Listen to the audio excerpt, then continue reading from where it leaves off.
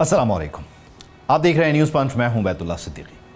Republican अक्सरियत के बावजूद ईरान के खिलाफ फौजी कार्रवाई रोकने की करारदाद क्यों मंजूर हुई और व्हाइट हाउस के जारहाना अज़ाइम पर कांग्रेस ने कैसे ब्रेक लगा दी है। दूसरी तरफ ईरानी सदर के सामने वज़ीर आज़म शहबाज शरीफ का वो दो टोक मौक़िफ़ कि जिसने अमरीका और ईरान के मिसाइल तनाज़े पर एक नई बहस छेड़ दी है या एक बहस को समेट दिया है। अमन मुआहदे के फ़ौरन बाद IAEA को रसाई से इनकार और आबना हर्मुज़ की नाकाबंदी की धमकियां भी सामने आ रही हैं। क्या ओमान और ईरान का मुश्तरका एलामिया व्हाइट हाउस के लिए एक नया चैलेंज है या खित्ता तूफ़ान से पहले की खामोशी का इस वक्त शिकार है?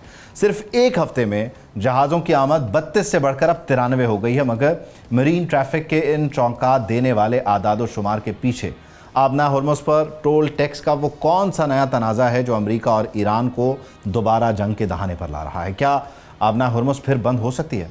बहरी गुजरगाह पर टोल लेने का तनाज़ा एक बार फिर अमेरिका ईरान कशीदगी बढ़ा रहा है। खबर ये नहीं है कि अमन मुआहदे के बाद आबना हर्मुज़ में जहाज़ों की आमद व रफ्त में गैर मामूली इजाफा रिकॉर्ड किया गया है। शिपिंग मॉनिटर मरीन ट्रैफिक और कैलिपर के आदाद शुमार के मुताबिक 12 से 14 जून के दरमियान आबना हर्मुज़ से गुजरने वाले जहाज़ों की तादाद सिर्फ 32 थी, जो 19 से 21 जून के दरमियान बढ़कर अब 93 हो गई है। यानी एक ही हफ्ते में तकरीबन 3 गुना इजाफा देखने में आ गया। असल खबर यह है कि आबना हर्मुज़ पर टोल और फीस के मामले पर अमेरिका और ईरान के मुतज़ाद बयानात खतरे की घंटी बजा रहे हैं। अमरीकी वज़ीर ख़ारजा मार्को रूबियो कहते हैं कि आबना हर्मुज़ एक बैनुल-अक़वामी आबी गुजरगाह है और आलमी क़वानीन के तहत किसी भी मुल्क को वहाँ टोल या फ़ीस आयद करने का कोई इख्तियार हासिल नहीं। दूसरी जानिब ओमान और ईरान का जो हालिया मुश्तरका एलामिया है वो कुछ मुख्तलिफ कहानी सुना रहा है, जिसके मुताबिक दोनों ममालिक आबना हर्मुज़ के मुस्तक़बिल के इंतज़ाम और वहाँ फ़राहम की जाने वाली खिदमात के एवज़ वसूल की जाने वाली मुमकिना फ़ीसों का जायज़ा लेने पर मुत्तफ़िक़ हैं। अमरीकी सदर ईरान की जानिब से मुमकिना टोल वसूली पर पहले ही नाकाबंदी और अमेरिका की तरफ से भी टोल लेने की धमकी दे चुके हैं। ताहम इस दौरान सदर ट्रंप को एक गैर मुतवक्के धचका अमरीकी सेनेट ने लगाया।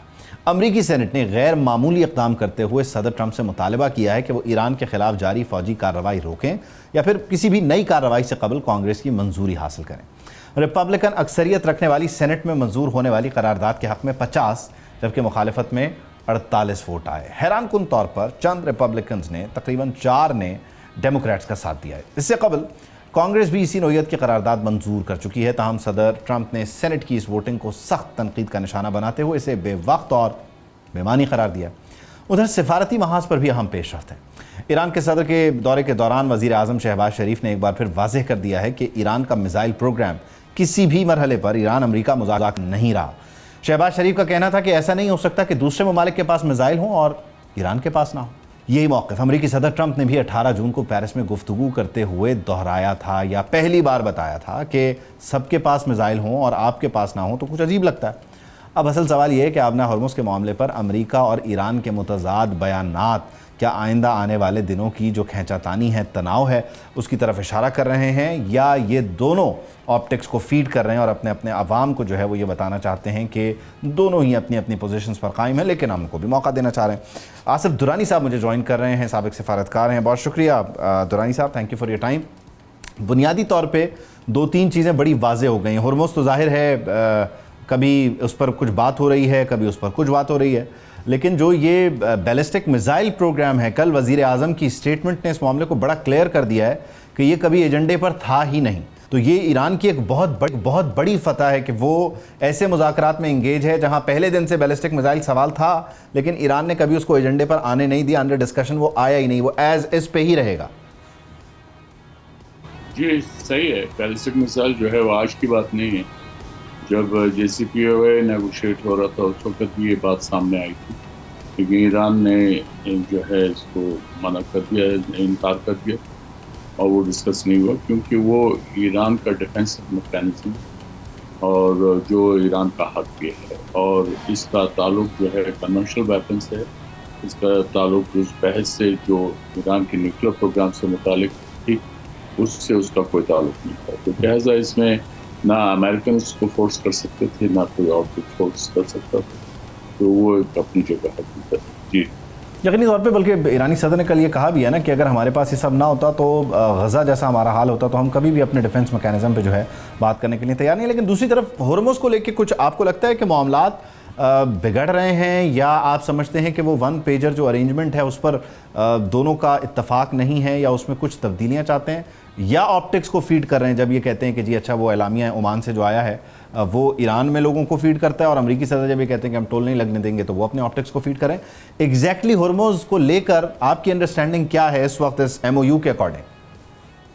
دیکھیے میرے خیال میں تو ہرمز جو ہے وہ جو اسٹیٹس کو اینٹے ہے وہ ریسٹور ہو جائے گا جس طرح سے پہلی صورتحال تھی، کیونکہ ایران کو ڈپلومیٹیکلی نقصان ہوگا اگر وہ اس پہ ٹول لگانا چاہے گا، اور اس وقت اوور ویلمنگ میجورٹی دنیا کی یہی ہے کہ اس کو جو ہے جیسے پہلی صورتحال تھی بغیر فیس کے، ہاں وہ جو اسینشل سروسز ہیں جو اپنا ہرمز میں تیل کے جو جہاز ہیں ان کے گزرنے کے لیے جو احتیاط اور یہ وہ اس کی سروسز پرووائڈ کی جا سکتی ہیں، وہ اس پہ وہ سروس چارجز ہو سکتے ہیں، وہ اس سے میرے خیال میں کسی کو اعتراض نہیں ہوگا۔ لیکن اگر ایران اکیلے بھی جو ہے ٹول نہیں لگا سکتا، اس کے لیے پھر عمان کا آن بورڈ ہونا ضروری ہے، اور پھر عمان کی طرف سے بھی کوئی ایسا انڈیا نہیں دیا گیا کہ وہ اس طرح ٹول لگانے کے حق میں ہے۔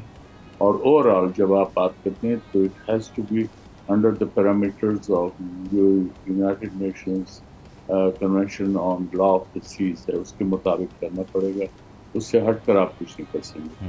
اور میرے خیال میں ایران اس لحاظ سے ڈپلومیٹکلی وہ بہت جو ہے میچور اور ساوی وہ ہیں لوگ ہیں، وہ بھی یہ نہیں چاہیں گے کہ وہ ان ٹول کے بدلے بدنامی مول لیں یا مخالفت مول لیں۔ جی ظاہر ہے آئندہ آنے والے دنوں میں انویسٹمنٹ بھی کرنی ہے اس خطے نے، بلکہ باقی دنیا بھی آئے گی اس طرف۔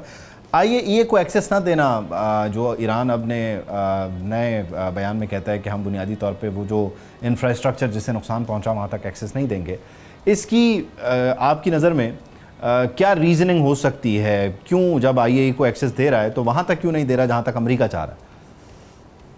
یہ تو میرے خیال میں نیگوشیٹ ہو جائے گا، اس میں جب آئی اے ڈیسائیڈ کرے گا جو ٹیکنیکل پیرامیٹرز ہیں، اور اس میں جو نیوکلیر مٹیریل جو امریکن حملے سے تباہ ہوا اور بریڈ ہے اس کو نکالنا، وہ اس کے لیے ظاہر ہے آپ کو ٹیکنیکل ایکسپرٹیز چاہیے، اور دوسرا آئی اے کی موجودگی جو ہے وہ ایکچولی آتھینٹسٹی دے گی کہ یہ جو ایگریمنٹ ہوا ہے between Iran and U S, اس کو وہ اتھینٹک کرنے میں آئی اے کا رول پازیٹیو ہوگا اور اہم بھی ہوگا۔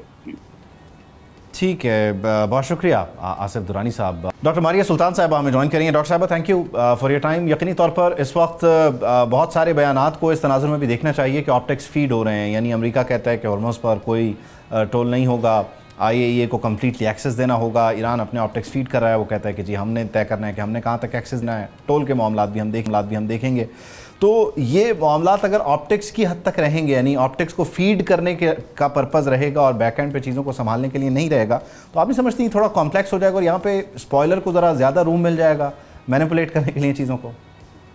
نہیں، میرے نہیں خیال سے دیکھیں اس وقت سٹیکس دونوں کے بہت زیادہ ہائی ہیں۔ پہلی بات تو یہ ہے کہ اس وقت امریکہ نے انشور کرنا ہے کہ دنیا گلوبل ڈپریشن کی طرف نہ جائے۔ دوسرا، انہوں نے اس بات کو انشور کرنا ہے کہ بین الاقوامی تیل کی منڈی کے اندر ڈالر کی جو سربراہی ہے وہ قائم رہے۔ تیسرا یہ کہ ایران کو واپس جو ہے ڈالر یہ سوئفٹ سسٹم کے ساتھ ری لنک کرنا ہے۔ تو یہ تو امریکہ کی ایک طرح سے آپ کہہ سکتے ہیں مجبوریاں بھی ہیں، امریکہ کی خواہشات بھی ہیں، اور اس ڈیل کی بیسک ریزن ہے۔ دوسری طرف جو اس کے جو ساتھ ڈیویڈنڈس ہیں وہ یہ ہیں کہ جو گلف کی کنٹریز ہیں وہ جو امریکہ نے ابھی تک جنگ میں خرچے کیے ہیں یا اس ایریا کو اسٹیبلائز کرنے کے لیے، ان کے لیے ضروری ہے کہ ان کے بھی تعلقات ایران کے ساتھ بہتر ہوں اور ایک کلیکٹیو انویسٹمنٹ ہو، کیونکہ اگر کلیکٹیو انویسٹمنٹ نہیں ہوتی ایران کے اندر تو جو جنگ کے خطرات ہیں یا جو درینہ امن کی خواہش ہے وہ پوری نہیں ہو سکتی۔ تیسری بات جو ہے جو آپ نے سوال کی کہ اسٹیٹ آف ہرمز جو ہے کیا اس کے اوپر ایک نیا سسٹم آئے گا یا نہیں، جو ایران کا موقف ہے وہ یہی ہے کہ ہم 60 دنوں کے لیے ابھی کھول رہے ہیں جب تک کہ نیگوشیشنز ہوتی ہیں، اس کے بعد جو بھی نیا فریم ورک بنے گا چاہے وہ عمان کے ساتھ بنتا ہے یا کسی بھی اور گلف کنٹری کے ساتھ بنتا ہے تو اس کا ایک پراپر میکنزم ہوگا، اور ابھی بھی جو رسائی ہوگی اسٹیٹ آف ہرمز میں اس کے اندر ایران کے ساتھ کلوز کوآرڈینیشن ہوگی۔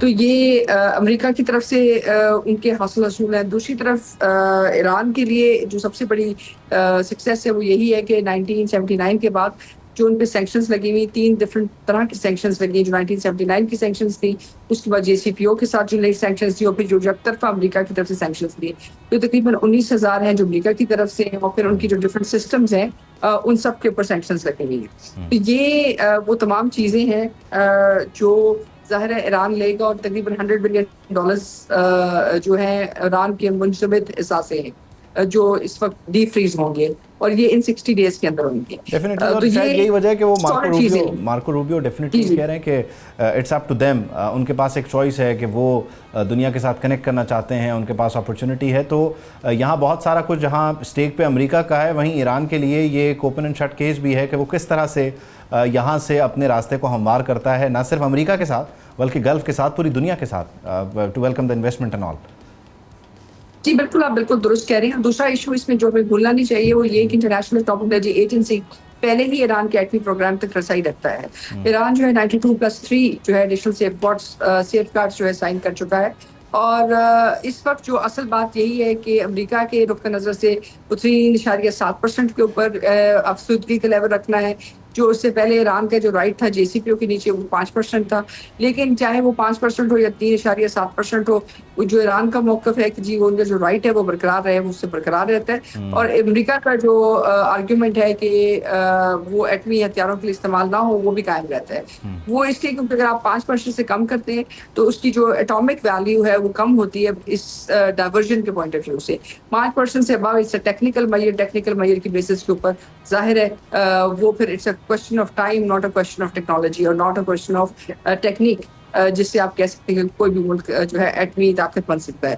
تو یہ چیزیں اوپن اینڈ شٹ کیس ہیں as far as nuclear is concerned, کیونکہ اس میں ایران کا جو موقف ہے وہ یہی ہے کہ وہ ایک ایٹمی ریاست نہیں بننا چاہتے لیکن اپنا ایٹمی رائٹ برقرار رکھنا چاہتے ہیں. ڈیفینیٹلی. اچھا, اس میں ایک چیز اور میں آپ سے جاننا اور سمجھنا چاہتا ہوں کیونکہ یہ بہت اہم ہے کہ امریکہ کی خواہش ہے کہ واشنگٹن میں ہونے والے لبنان کے جو مذاکرات ہیں اور اسرائیل کے, ان کو ایران اور امریکہ کے مذاکرات سے الگ رکھا جائے. یعنی ٹھیک ہے ڈائریکٹلی پروپورشنل والا معاملہ ہے, لیکن ان کی خواہش ہے کہ اس کی کامیابی اس کی ناکامی نہ ہو, یا اس کی ناکامی اس کی ناکامی میں کنورٹ نہ ہو.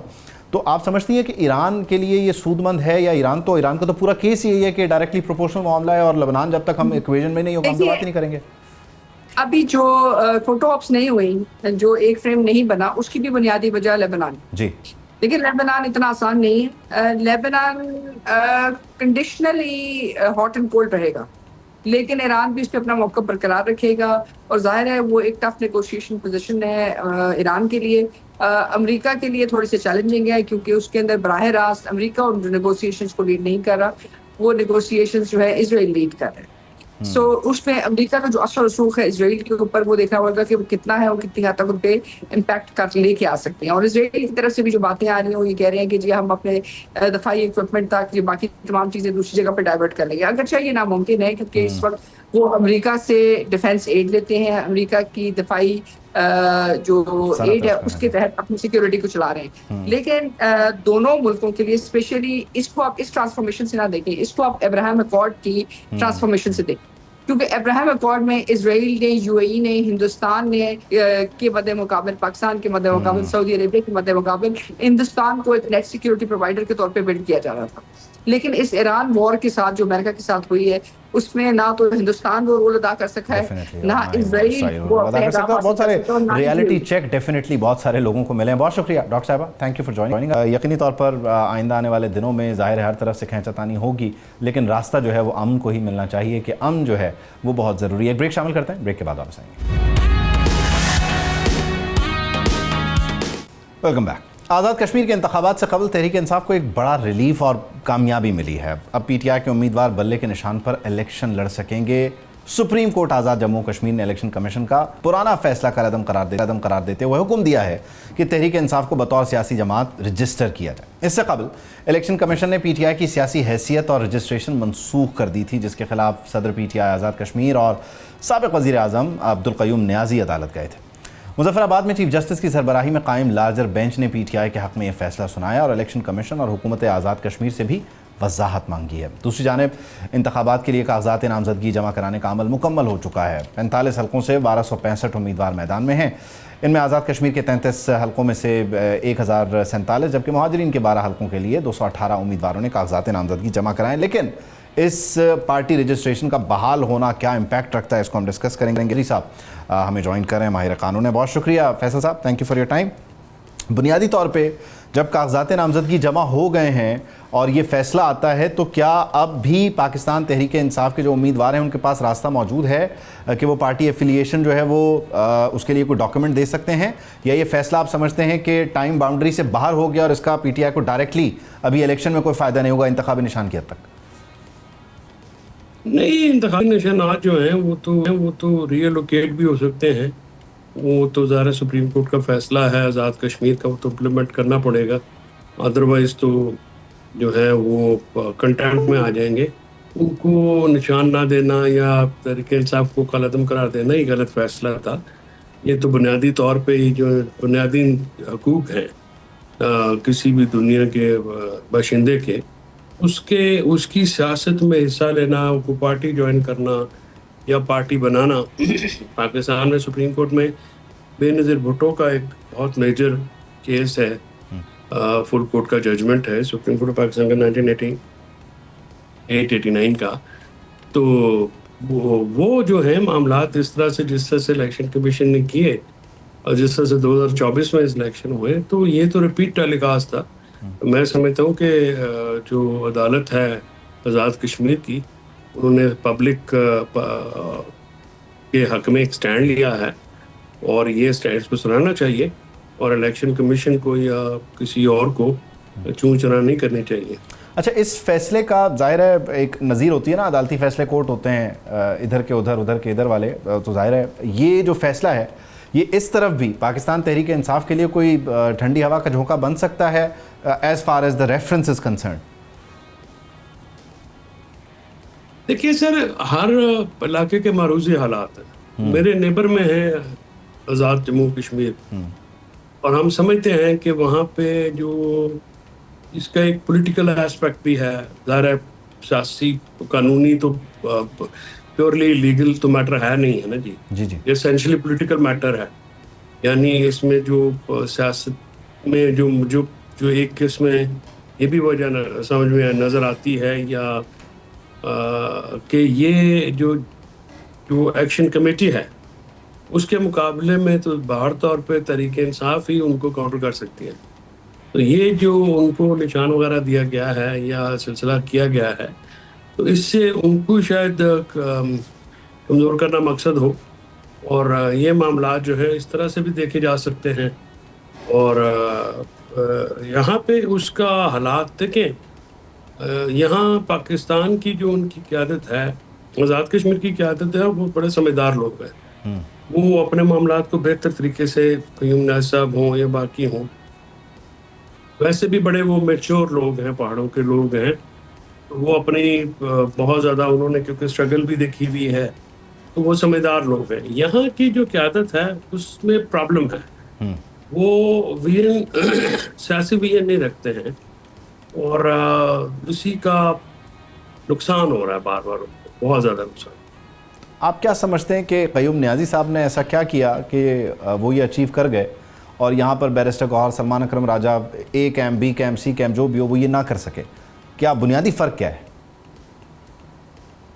हालात का है ना जी, सियासी हालात मुख्तलिफ हैं उधर, और यहाँ पे जो फिर उन हालात में बेहतर फैसला करना, वो एक क़य्यूम नियाज़ी साहब एक पुराने सियासतदान है, वो समझदार आदमी है, सियासी आदमी है, और वहाँ पे उन्होंने कोई ऐसा रियासत के साथ या रियासती इदारों के साथ कोई ऐसी काम नहीं किया। जो यहाँ पे जो मसला है, जो लोग इस वक्त जो फैसले लेने के लिए लगाए गए हैं, वो बुनियादी तौर पे कमज़ोर लोग हैं और वो गैर सियासी लोग हैं।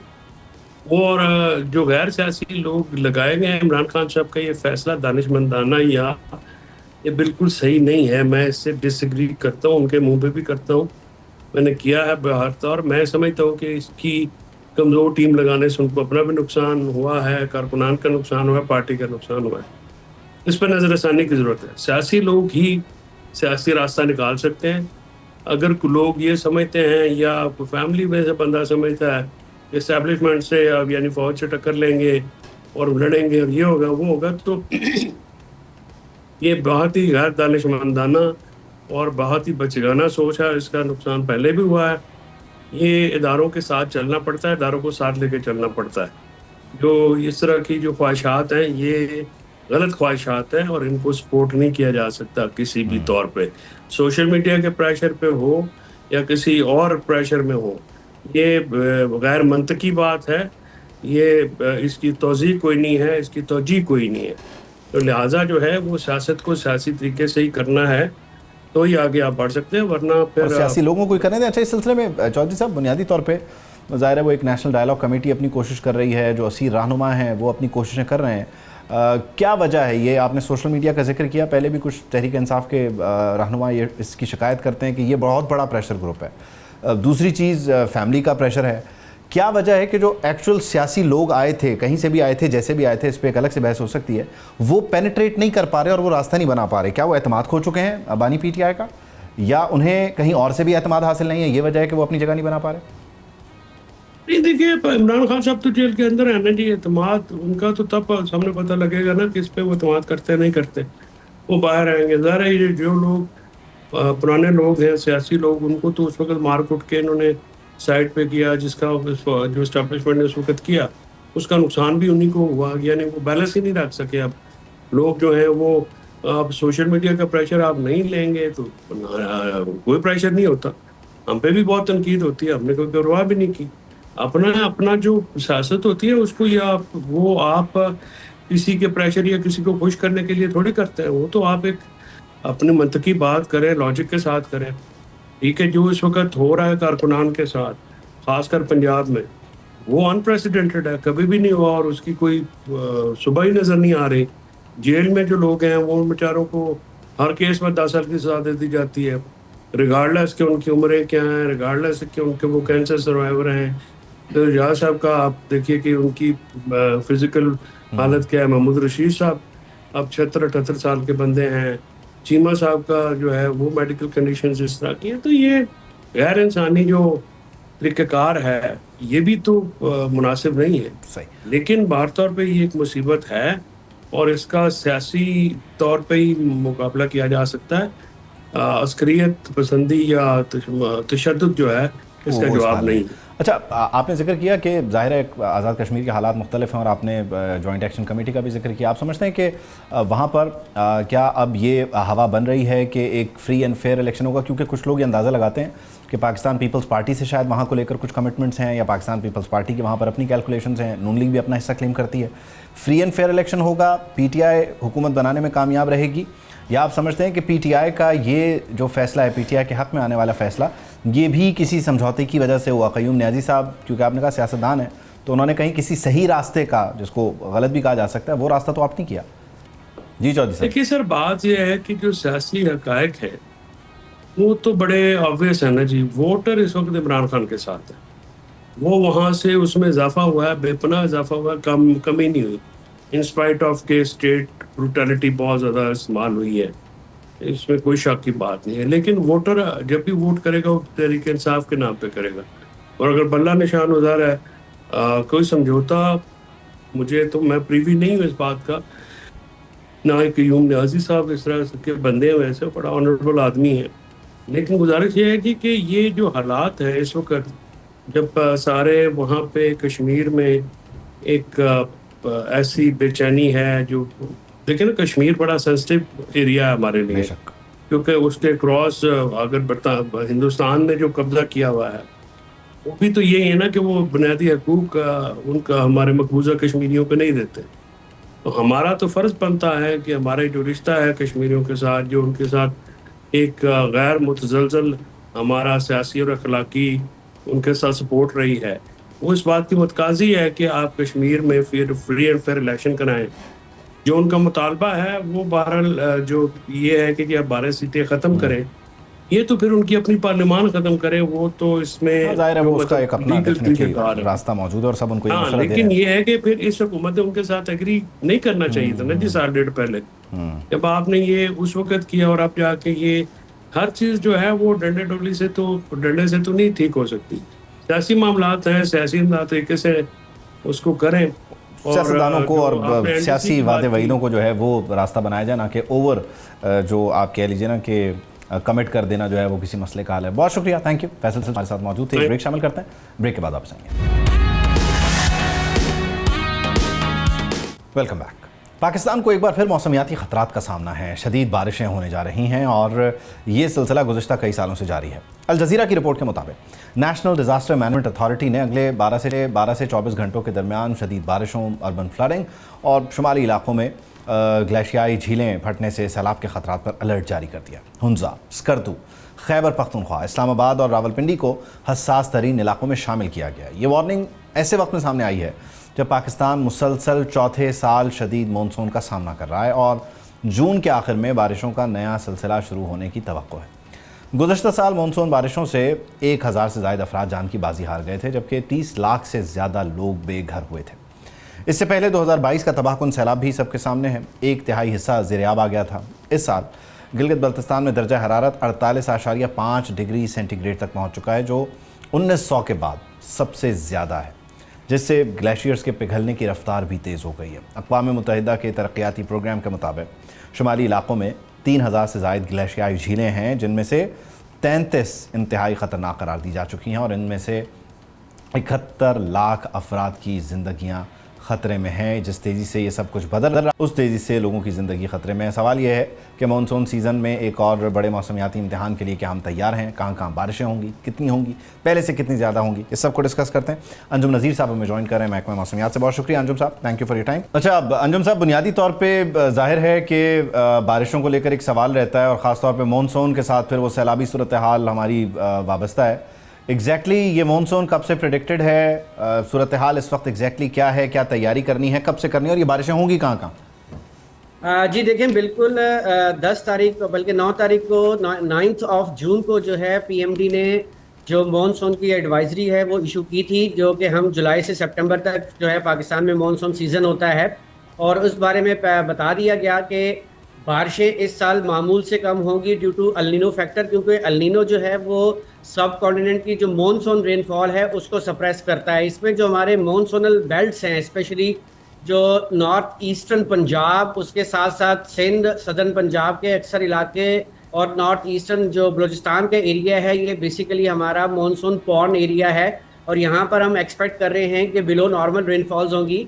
जबकि अगर हम बात करें नॉर्थ वेस्टर्न पाकिस्तान की, जिसमें केपीके के इलाके आ जाते हैं, कुछ हिस्सा पोटोहार का, देन जीबी और केपीके के अपर इलाके, यहाँ पर जो बारिश है वो मामूल के मुताबिक ये मामूल से थोड़ी सी ज़्यादा हो सकती है, क्योंकि मगरिबी हवाओं के सिलसिले जो हैं वो मुसलसल तवातर से मुल्क को मुतासिर कर रहे हैं। अच्छा, हम जब बात करें कि खैबर पख्तूनख्वा में बारिशें ज़्यादा होंगी, तो हमारे पास पिछले 1-2 जो मानसून स्पेल हैं उनका रिकॉर्ड है। गुज़श्ता साल भी ज़ाहिर है बड़ा परेशान कुन सूरत हाल थी और फिर 2022 के साथ भी हम उसको बार बार रिलेट करते हैं। तो ये उसी इंटेंसिटी की बारिशें हैं, उससे कम हैं, उससे ज़्यादा हैं?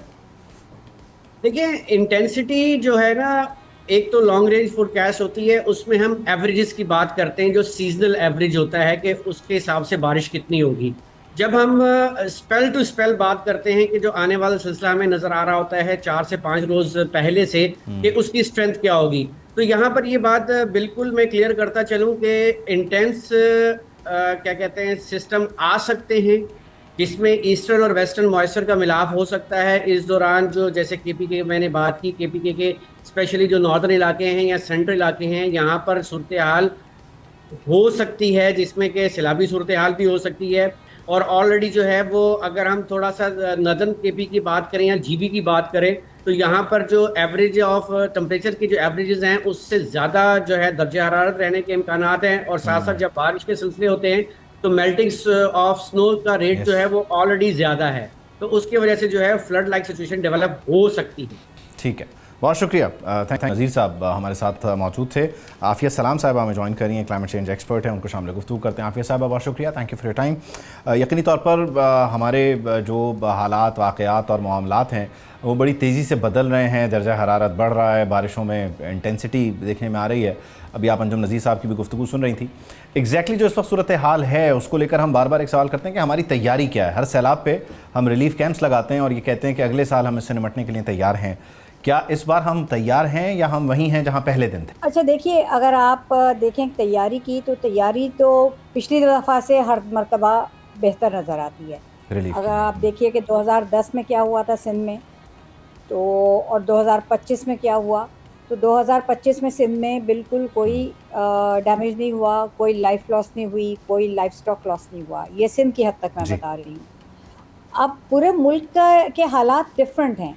हम 2022 के सैलाब को देखते हैं तो 2022 का सैलाब दरिया के सैलाब से नहीं आया था, वो दरिया का सैलाब नहीं था, वो आपके हिल टॉरेंट्स का सैलाब था, तो वहाँ पे भी वो कंपैरिजन नहीं बनता। 2025 में जो सैलाब था वो आपके पंजाब के प्लेन्स में उन रिवर्स के अंदर आपको पानी बहुत ज़्यादा मिला, जो आपके नॉर्दर्न इंडिया में बहुत ज़्यादा बारिशें हुई। उससे वो ज़ाहिर है वो रोक ही नहीं सकते, कोई उनका उन्होंने जो भी उनका इंफ्रास्ट्रक्चर था वो भी डैमेज हुआ, और वो पानी ने अपने ही रास्ते पे आना था, तो वो पानी यहाँ पंजाब में आया। और वहाँ पे नुकसान किस वजह से हुआ, क्योंकि लोगों ने ये समझा था कि बस अब ये तो खुश्क दरिया है तो यहाँ नहीं आएगा, तो उन्होंने वहाँ बस्तियाँ बसाई। तो इसलिए उसमें कुदरत को दोष नहीं दे सकते। तो अब की जो बात कर रहे हैं, मैं सुन रही थी अंजुम साहब को, बिल्कुल परफेक्ट उनकी एनालिसिस थी कि एक लॉन्ग टर्म फोरकास्ट है जिसमें एल नीनियो का जब एलिमेंट शामिल हो गया तो उसमें यह है कि ये डिप्रेस करता है आपकी रेनफॉल को, लेकिन इसका ये मतलब नहीं है कि हर जगह बारिश बहुत कम होगी। हम देखते चले आ रहे हैं कि हीट बढ़ रही है जी। और एल नीनियो का भी ये भी इफेक्ट होता है कि उसमें भी बढ़ती है, और उमूमी तौर पे पाकिस्तान का जो टेम्परेचर है वो बढ़ चुका हुआ है पहले से। तो उससे आप देखिए कि जो गिलगित बल्तिस्तान में, जो चित्राल में, जो सवात में आपको जो तोगयानी मिलती है वो तो हो रही है। अभी तो वो बारिशें तो शुरू नहीं हुई उस तरह से, बीच में बारिश का एक आध स्पेल आया, लेकिन ये वो उस तरह का वो जो मानसून का स्पेल जैसे इन्होंने कहा, जिसको 4-5 रोज़ पहले ये देखते हैं अपने रेडार पे तो उसकी वार्निंग्स इशू करती हैं। अब तक तो हीट की वार्निंग आ रही थी, ठीक है ना, और हीट ही से हमें ज़्यादा खौफ है कि वो उसकी वजह से ज़ाहिर है ग्लेशियल मेल्ट भी बढ़ेगी, तोगयानी भी होगी आपके नॉर्दर्न एरिया से, और नॉर्थ से जब ज़ाहिर है तोगयानी होती है तो वो नीचे के इलाके में आती है। तो अभी वो प्रॉपर मानसून जो कि जुलाई अगस्त वगैरह के अंदर होता है, उसकी उस तरह की मैनिफेस्टेशन अभी हमने नहीं देखी है। लेकिन हम 50 डिग्री से ऊपर का टेम्परेचर अब से 1-1.5 माह पहले हैदराबाद में देख चुके हैं, ठीक है। तो ये बहुत सी मुख्तलिफ चीज़ें होती हैं, ये बिल्कुल कोई black and white switch on end of वाला मसला नहीं होता क्लाइमेटोलॉजी या मेट्रोलॉजी में, क्योंकि ये एक नेचुरल फिनोमिनन को ये प्रेडिक्ट करते हैं, लेकिन नेचुरल फिनोमिनन स्टैटिक नहीं होता, वो किसी एक सीधी लाइन में नहीं चलता है।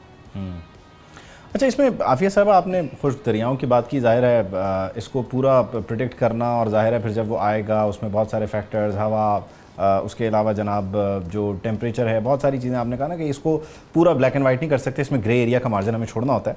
लेकिन ज़ाहिर है हम लोग उस ग्रे एरिया को समझे बगैर, जो खुश्क दरियाओं वाली आपने बात की, और हम उसका एक बार नहीं कई बार नुकसान उठा चुके हैं कि हमने सोसाइटीज़ बना ली, हमने रेस्टोरेंट्स बना लिए, तो आप समझती हैं कि इस डायरेक्शन में ज़ाहिर है दरियाई सैलाब के लिए हमने तैयारियां की हैं, हमने कोशिशें की हैं कि हम इन जगहों को, पानी के रास्तों को खाली कर दें ताकि पानी अपनी नेचुरल जगह से जब गुजरे तो नुकसान पहुंचाए बगैर गुजरे?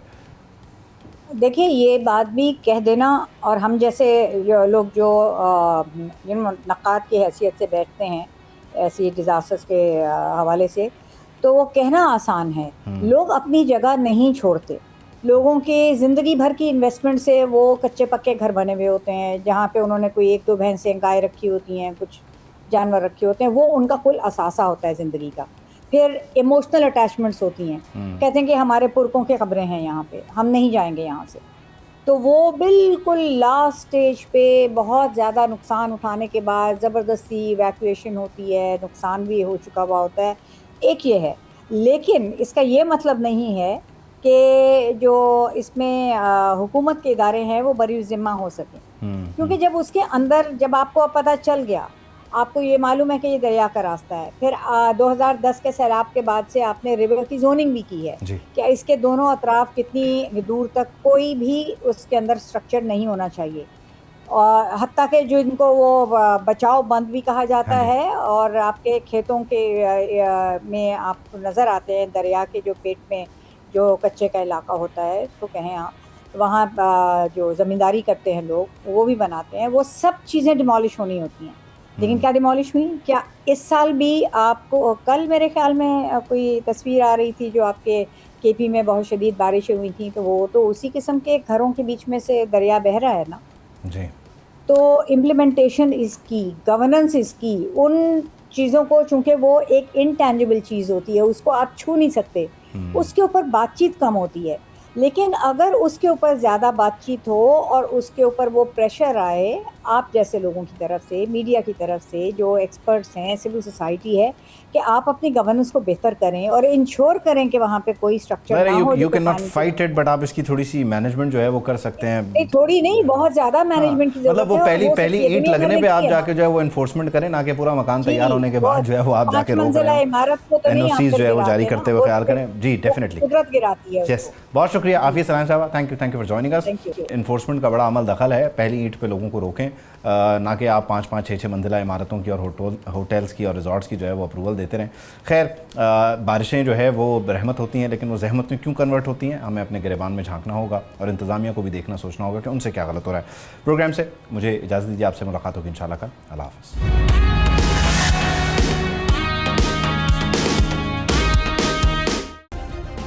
سبسکرائب کریں اور بیل دبائیں تاکہ کوئی خبر رہ نہ جائے.